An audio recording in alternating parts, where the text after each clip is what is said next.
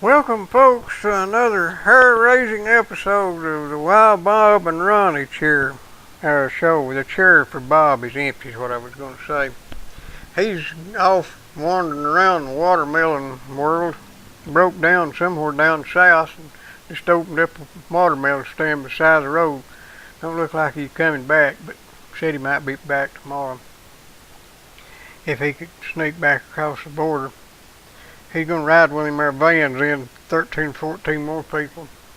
He's not what you might call Johnny on the spot sometimes, but he's Johnny anyhow. He is supposed to be bringing back some really good watermelons at a really terrific kind of terrific price. We just have to wait and see.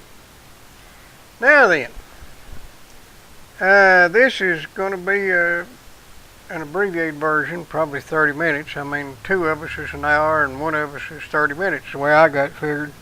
I just got to maintain a voice for 30 minutes. Else, you won't get your money's worth. And since this program is free, it's worth every penny you pay for it.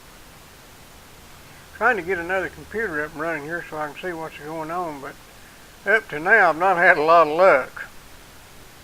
I didn't realize how slow it was till I got to trying to use it for something. I guess while I'm waiting on things to happen, I could mention to you that Dixie Concrete is running full blast, wide open down there, just selling concrete and all sorts of building related materials pertaining to concrete. They're just selling it to everybody and everybody's happy with it. They also selling them complete septic systems. They got sand and gravels down there. They got rebar. Just check on them. They might have something you never even imagined they'd have. I highly recommend them. They're good people. They've been around a long time and doing things the way it should be done, and that's why they're still here.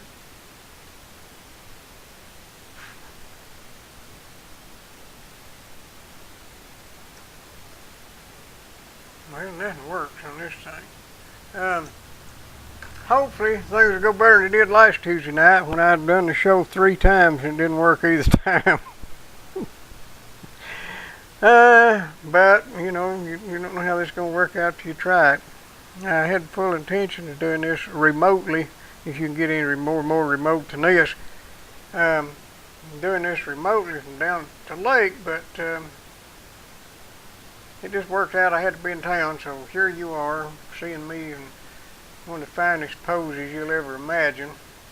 Got somewhat of an audience over here. Everything's looking good. First off, we're probably being monitored by the NSA, and it'll be so confusing they'll have to hire more help to figure out what's going on. So I'm doing my part to preserve liberty by confusing the NSA. You might want to confuse them too, like every time you write an email, mention bombs and plots and Mohammed, and that'll keep them kind of busy filtering through everything, and it will stimulate the economy because they'll have to hire more help. I mean, the IRS has already hired a bunch of people to figure out how to talk to your doctor and tell him what to give you when you're sick and what they won't pay for. You just have to do without. But they'll have to hire some more of them spies to keep up with your email if you'll all just join in and help out with the confusion. Now, as to whether it's a good thing or a bad thing, it's probably got some benefits. It's probably got some good things about it. So I'm not going to jump on that thing too much. I figure anybody dumb enough to expect their internet usage to be private is a fool anyway, so wouldn't do any good to talk to them.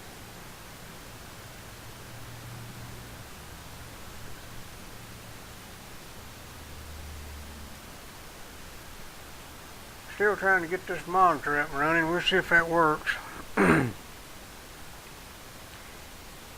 Well. Okay, let's try this.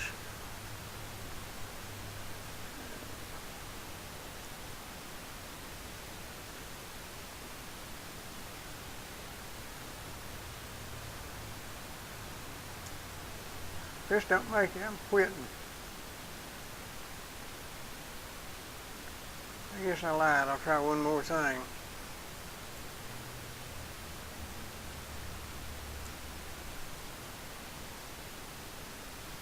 Well, didn't need it no more.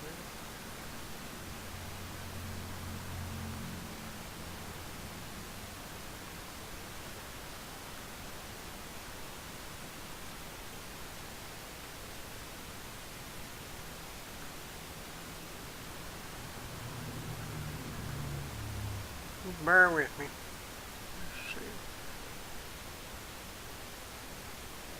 Please.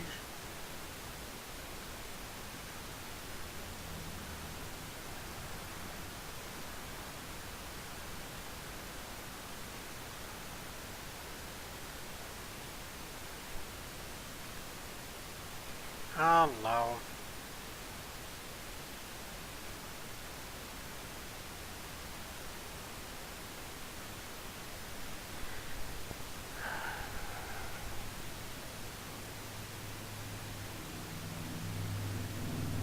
This ain't working out real good.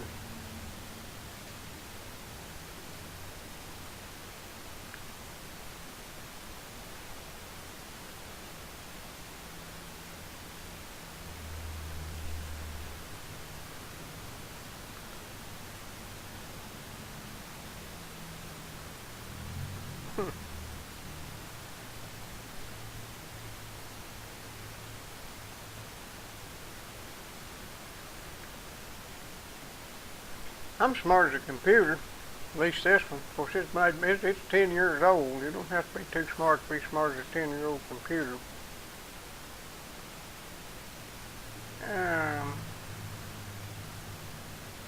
Well, I quit. Don't need that anyway.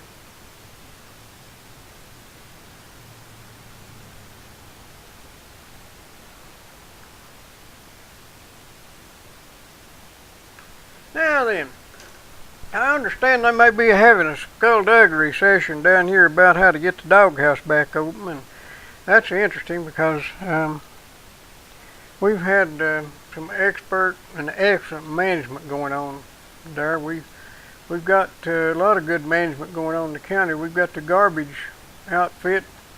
They're closed 3 days a week, which is all right. They should have been open 7 days a week to start with, but they had to cut back because they run out of money.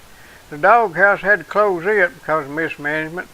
Can't be too long. They just shut down the whole county, and I can see that might be a blessing to the world at large.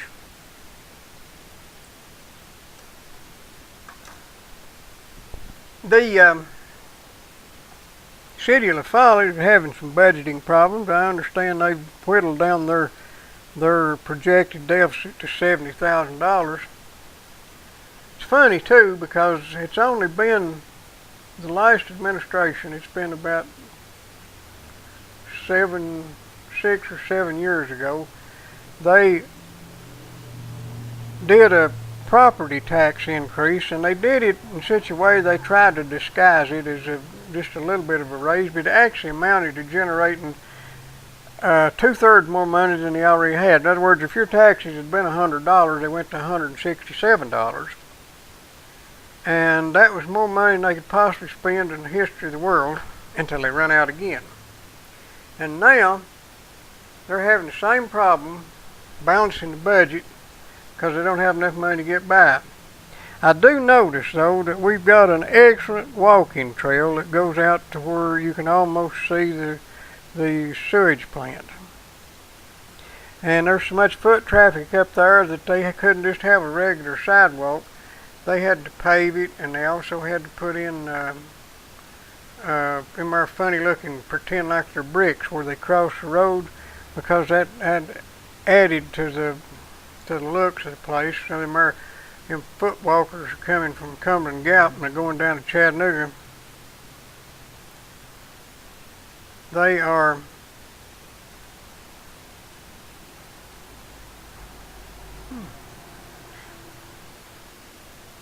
it says I'm not online, but I don't think that's right.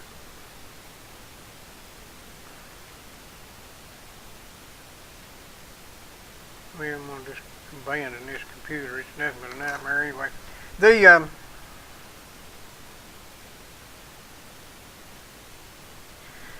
The walking trail, it's real pretty and everything's looking good.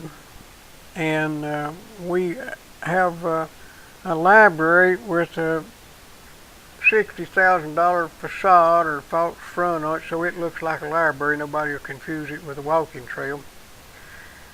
We have that in our favor. And by the way, we got the library. There's some question as to how long libraries are going to be considered useful, what with the dawn and the prevalence of the internet, but we're proud to say that we've got a library with an $1,800 desk in case anybody needs to do any desk work. Got a built-in kitchen. We're just uptown on our library. We're ready for any contingent. I mean, in case the librarian gets snowed in and can't get home, she can stay there and cook and eat and sit behind her $1,800 desk and just be as proud as she wants to be. But we ain't got enough money to balance the budget, and we do have 2/3 more income than we used to have. Now, I don't think, in fact, I know that La Follette has not had an increase of citizenry. I'm also told by the federal government that we've had no inflation to amount to anything in the last 6 or 7 years. You can argue that however you want to, but that's what they tell us. It's the same government. They tell us we've not had any inflation, and we've not had any increased citizenry, and we've not annexed any more property to maybe just a lot or something like that. So we're not having to spend a lot more money to maintain the city, and we've got 2/3 more than we used to have, but we're running out again. Could it possibly be that the people that are spending our money don't spend it like they spend their money? We get a lot of stuff that looks pretty that we don't need, like fake bricks crossing the road and a walking trail to nowhere. They even wanted to buy one Pope Mobile kind of four-wheeler so they could guard that place down through there because it was too far to walk. You can walk that trail at a leisurely pace and never be 5 minutes from a city street. And in an emergency, you can actually drive a police car down the walking trail and turn around. You just got to watch out and not run over any of them there walking trail people.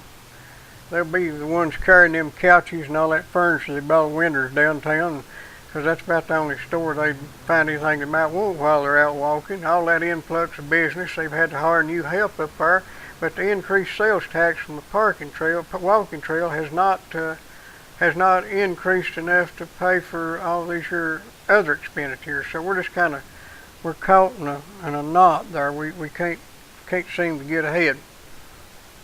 If you want to get ahead, you need to go down to Digger Wilson's in the middle of the road in Sawmill Holler, 562-5444. He sells propane and propane-related items. He can fix you up with a whole camping system powered by propane. You can run your gas-powered refrigerator, your gas-powered lanterns, your gas-powered cookers. He could probably even get you a gas-powered treadmill if you want it. Digger Wilson, he's the man with the propane plan. He's the guy Hank Hill calls when he's got a question about propane. 562-5444, right in the middle of Sawmill Holler Road. That's Ridner Lane and Sawmill Holler, I reckon is what that's called. But anyway, go on down there and check him out. Digger's a good man too. If you see any Shriners, Digger's a big Shriner member. If you see any Shriners out of making that money for them poor old alien young'uns, give them something, because they deserve it. They ain't like us here, these outfits. Local chapter of Shriners now. Don't give to any of these here. Not saying they're bad, but you got to be real careful if you give to any of these here national or state or bigger organizations. Just be real careful where your money's going. The danger with giving money in some places is that they take 95% of the money that you give them to pay for raising the money that you give them. That won't happen if you give it to the local chapter of the Shriners, or whatever they call them. They probably don't call them chapters. They probably call them, I don't know, lodges. Digger Wilson, 5625444. Now back to complaining about the government, because I'm good at that. I'm getting nearly as good at it as Bob. Bob, the guy who's lost somewhere beside the road selling watermelons. If you happen to be down south or over east of here and see some guy looking real forlorn and got his face kind of mashed up, and he's a peddling watermelons and maybe some tomatoes, I don't know. Stop and buy something from him and tell him to get back home. His goats are getting lonesome. Now then, what to do about the local situation here? We're going to have these wonderful 15 county commissioners are going to be figuring out how to sneak in a tax increase. That's coming up right soon. You can expect it to happen. We beat it back every year, but we're going to get whooped sooner or later. And we have also got the city of Follett managing money, so they ain't running out and going to need some more too. Okay, we've got all that going on. Now I want to remind you that we have had no inflation and no increased demand of services, but we have had a shortfall on money. And I didn't say a shortfall on revenue, because I don't think there's been a tremendous shortfall on how much money they took in, certainly not the city. But they are running out of money for some strange reason. They can't take an increase and make it last more than just a little while, just to the middle of the next election cycle usually, because that way you can forget about what they've done to you by the time you vote again, and they can just slide right back in there and grin all the way to the courthouse. If you get to needing some building material, or a building, or shingles, or tin, or sheetrock, anything like that, I sell it. Come by here, 562-2676, that's me. And if you ever see Bob back up here, he'll probably be in the watermelon business. If I want to stop and spend a little money with him too. Maybe we can get him some help. Somebody to kind of help him make decisions in his old age. Teach him how to walk. I noticed, I've been riding my jet ski a little, I noticed that the tourists are coming back. The lake is definitely not the hot spot it was 5 years ago. But they are spending a little money. I see on the weekends that we've got some of the Ohio Navy coming in, and that's good. This county tried to build its future on tourism. It ain't working out real good for us. Usually the first thing to go when the economy goes bad is vacations and playthings. That means that until the economy recovers, and it's still a long ways from being back like it should be, until the economy recovers, we're not going to have that big income from out of town anymore. We really need to be thinking about using our business incubator to incubate some real business. I don't think we need to pay a bunch of people to give real business people advice on how to start a business, and apparently that's what the incubator does. We need to just get somebody to help grease the skids and get the government out of the way so that people can do business. It's almost impossible to do anything legal, and I don't blame much of that on local. Most of that's got to do with state and federal. But we could still encourage businesses by cutting back on some of the regulations. And main thing is we have worked ourselves into position so we're going to have a lot more regulations coming our way in a not distant future. So we brought it on ourselves. We're driving away the people that might feed us and make us some money and build our economy. We're driving them away because we got to be like they are everywhere else. I mean, we got a zone and we got a code and we got to tell everybody how to do something. We got to inspect and make sure that nobody does anything that don't suit their neighbor, who's probably on welfare and food stamps anyway, so they've got more leisure time to complain. The people that are working and trying to create jobs need to be encouraged rather than discouraged. We need to quit expecting that there's free money from out of town to come pouring in on the back of them jet skis, and remember that the best you can hope for then is about 3 months out of the year, and it's certainly been shortened this year because it rains every day and it ain't quit snowing good yet. So that's just my opinion, but I'm just a humble hillbilly that don't know very much anyway. So whether it's good advice or bad advice, why don't you take it and try it and let's see if it works. And if it don't, I'll make my apologies, and I won't be no worse than the advice you've been getting because it ain't working either. I'm afraid that most political decisions are based on what benefits the decision makers or their friends or relatives or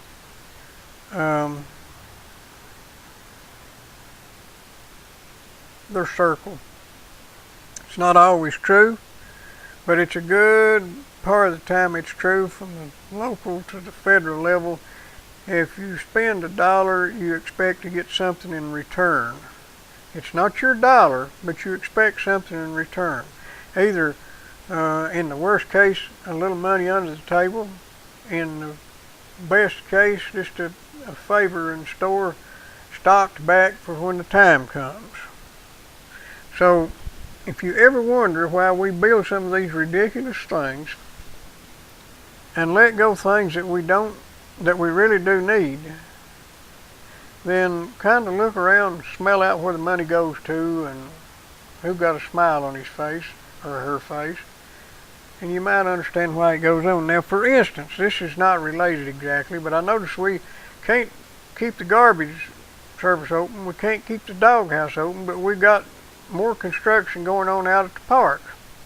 I don't think it's government's place to be providing entertainment for everybody. That's what they did in Rome, so that people could watch the circus while the republic collapsed, and that's what they're doing to us here. It's good to have a place to play, but it should be funded with excess funds, not taken away from more necessary things like paving the road or even keeping the doghouse open or running the garbage service in a more efficient way. We really don't need to be able to dump our garbage 364 days of the year, and that's the way it's been. It's been closed one day a year for Christmas. If you can't manage garbage long enough to take it every other day, 3 or 4 days a week, then you're just a terrible manager. So I'm not against cutting back in that way, but they didn't cut back in order to save money or cut back on the funding. They cut back because they spent it before they could run out of time and couldn't get any more. So, you can usually tell